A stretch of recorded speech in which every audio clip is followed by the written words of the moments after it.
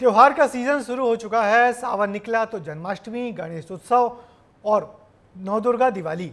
ऐसे में मिलावटखोरों के लिए भी ये त्यौहार मौके की तरह होते हैं। बाजारों में मिलावटी मिठाइयाँ धड़ल्ले से बिकती हैं। आपकी सेहत को सीधा नुकसान होता है। मध्य प्रदेश के जबलपुर में मिलावटखोरों पर लगाम लगाने के लिए सरकार ने करोड़ों रुपयों की लागत से लैब की स्थापना की है, लेकिन ये लैब सफ़ेद हाथी बनकर रह गई है। देखिए हमारी एक खास रिपोर्ट। मिलावटखोरों पर कैसे कसेगा शिकंजा, मिलावट करने वालों पर कैसे हो कार्रवाई। करोड़ों रुपयों की लैब तो बना दी गई, कर्मचारियों की भर्ती अब तक नहीं हो पाई। मेरे पीछे इस समय जो आप बिल्डिंग देख रहे हैं, ये बिल्डिंग फिलहाल सफ़ेद हाथी की भूमिका निभा रही है, क्योंकि इस बिल्डिंग का इस्तेमाल कुछ भी नहीं हो पा रहा है।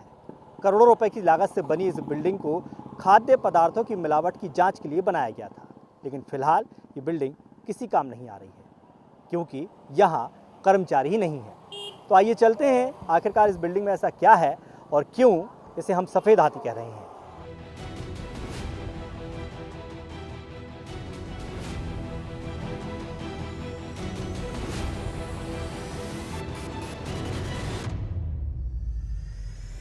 तस्वीरों में नजर आ रहा है, ये भवन आपकी सेहत से सीधे जुड़ा है, लेकिन आपको जानकर हैरानी होगी कि करोड़ों रुपए खर्च करने के बावजूद भी ये सफेद हाथी की भूमिका निभा रहा है। जी हां, यही है संभागीय खाद्य एवं औषधि सुरक्षा लैब। दवाइयों, खाद्य पदार्थों और मसालों में मिलावट की जांच के लिए डुमना रोड पर यह लैब तैयार की गई है, लेकिन अभी भी जांच के लिए सैंपल राजधानी ही भेजे जा रहे हैं।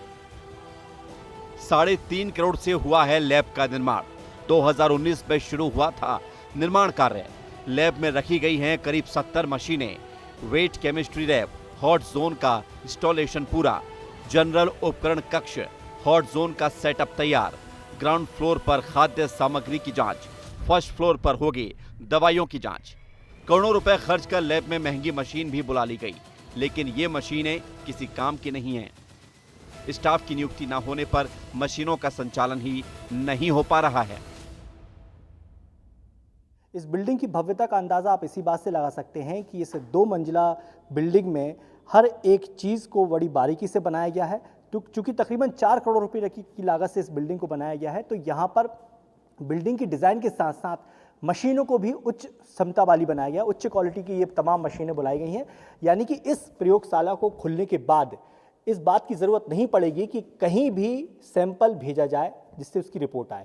इस प्रयोगशाला में ही वो हर स्तर की जांच संभव है, इस बात का ख्याल इसमें रखा गया है, क्योंकि ये राष्ट्रीय स्तर की प्रयोगशाला है। और इस समय मैं एक मशीनों के पास यहाँ पर आया हुआ हूँ और यहाँ पर आप देख सकते हैं कि इन मशीनों के फिलहाल कवर भी नहीं खुले हैं, क्योंकि इन मशीनों को चलाने वाला ही नहीं है।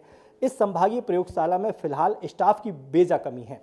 ज़रूरत इस बात की है कि मशीनें तो आएँ, मशीनें आ भी गई हैं, लेकिन उन्हें चलाने वाला कोई नहीं है। अब सरकार अपने स्तर पर भर्ती प्रक्रिया चालू रखी है, लेकिन वो इतनी धीमी है कि कछुआ चाल से भी बहुत स्लो चल रही है। जब कर्मचारी ही नहीं है तो फिर जांच कैसे होगी? इसलिए दुकानों, होटलों से लिए गए सैंपल जांच के लिए बाहर ही भेजे जा रहे हैं। जनवरी से जुलाई तक 306 सैंपल भेजे गए। भोपाल की लैब में जांच के लिए भेजे गए सैंपल, अब तक सिर्फ 205 सैंपल की रिपोर्ट ही मिली। 101 सैंपल की जांच रिपोर्ट पेंडिंग है। रिपोर्ट में लग रहा 1 से 1.5 महीने का वक्त। खाद्य विभाग के अधिकारियों का कहना है कि अगर लैब जल्दी चालू हो जाती है तो जिस सैंपल की रिपोर्ट आने में अभी 1.5 महीने तक लग जाते हैं, वो सिर्फ 8 से 10 दिनों में ही मिल जाया करेगी। जनवरी माह से लगभग 306 सैंपल गए हैं, जिनमें से रिपोर्ट 207 की प्राप्त हो गई है। लगभग 100 रिपोर्ट पेंडिंग है, तो लगभग 1-1.5 माह के लगभग की हैं टेंडेंसी। 14 दिन में रिपोर्ट प्राप्त होने का है नियम। जल्दी जैसे ही लैब चालू हो जाएगी तो और जल्दी रिपोर्ट प्राप्त होने लगेगी। इसे सिर्फ उदासीनता ही कहेंगे, अधिकारियों की अनदेखी ही कहेंगे, जिसके चलते करोड़ों की लैब सिर्फ शहर की शोभा बढ़ा रही है। और मिलावटखोर आराम से चंद रुपयों के लालच में लोगों की जान से खिलवाड़ कर रहे हैं, क्योंकि जांच रिपोर्ट में देने का फायदा मिलावटखोर उठाते हैं। जब तक रिपोर्ट आती है वो बेखौफ होकर अपने मंसूबों को अंजाम दे चुके होते हैं।